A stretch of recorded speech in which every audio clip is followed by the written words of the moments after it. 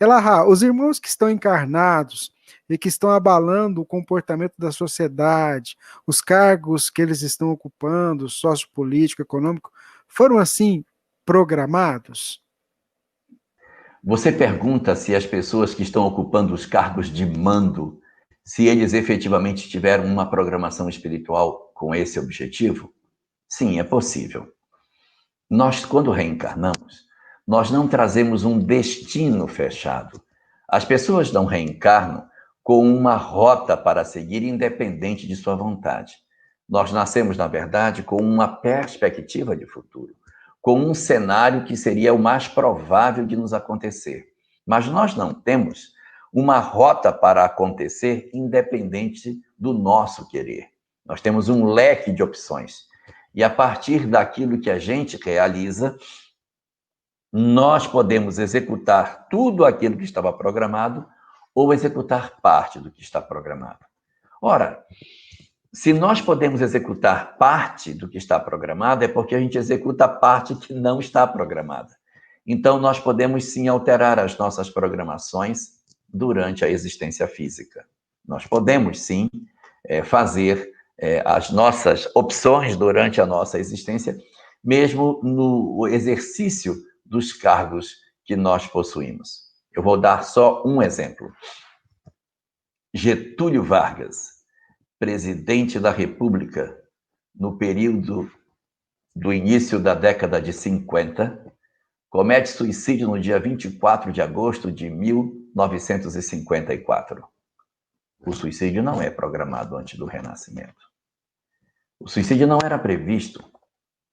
Então, ele toma a decisão de livre-arbítrio e altera a história. Assim como nós podemos alterar pela via do suicídio, nós podemos alterar a história por outras ações do nosso próprio livre-arbítrio. Então, é como se fosse assim. Existem duas forças trabalhando.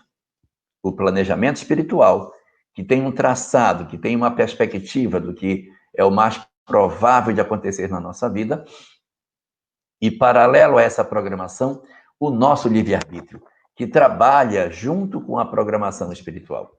Deus programa e os homens executam. Às vezes não executam o que ele programa, mas como o programa de Deus não tem só uma opção, quando alguém não realiza, outro se encaixa para dar continuidade à ideia.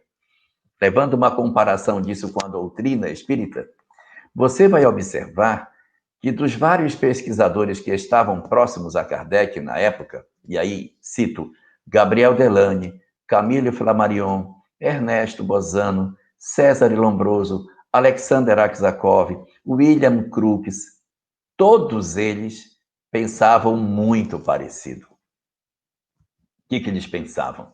No fenômeno, na comprovação do fenômeno, no estudo do fenômeno, como se o fenômeno fosse um estudo por si mesmo.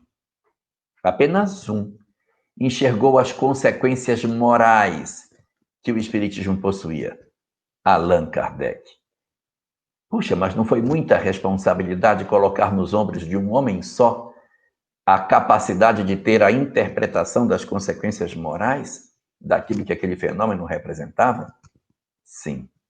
Seria se não tivesse uma segunda pessoa que pudesse dar cabo da missão, caso Kardec não assim agisse. Esse homem, Leon Denis.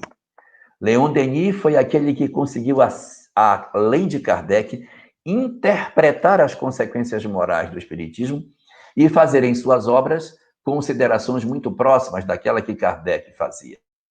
Então, no planejamento espiritual, eu sempre tenho um e outro. Observe como as pesquisas e as invenções, as descobertas, elas trabalham muitas vezes de par. Sempre tem duas pessoas muito próximas. Um está descobrindo, o outro também descobriu. Por quê? Porque o trabalho é feito dessa forma. Se um falhar, o outro assume a dianteira. Nos cargos políticos, existe uma programação espiritual para ser cumprida. As pessoas, pelo seu livre-arbítrio, podem ou não enveredar pelo caminho. A espiritualidade fará tudo que puder para que a programação se cumpra, mas em função das circunstâncias que nós temos de direito de livre-arbítrio, pode haver alterações, sim, no curso da história, em função das características de cada indivíduo e da relação que nós mantemos com a nossa própria individualidade e com os conceitos que a gente esposa nas condutas que a gente possui.